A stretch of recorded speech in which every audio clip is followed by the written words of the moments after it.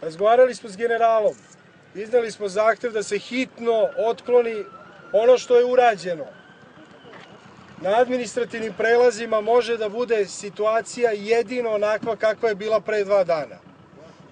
Nijedna druga opcija za nas ne dolazi u obzir.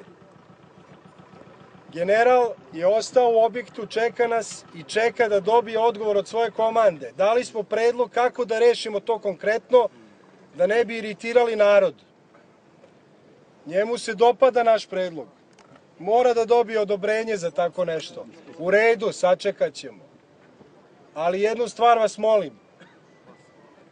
I to je na obraz svih nas. Ovde su predsednici opština. Ovde je naš časni vladika. Ovde svi stojimo kao jedan. Partije ne postoje. Mi nismo u sukobu sa KFOR-om. Saslušajte me. Ne sviđa nam se mnogo toga što rade. Ali da ne bismo napravili gore za naš narod i za nas. Ja vas molim da ovaj konvoj za snabdevanje koji nosi vodu i hleb za njihovu bazu u Leposaviću prođe i da ne damo povoda onima koji hoće ovo da iskoriste da nam naprave veću nevolju.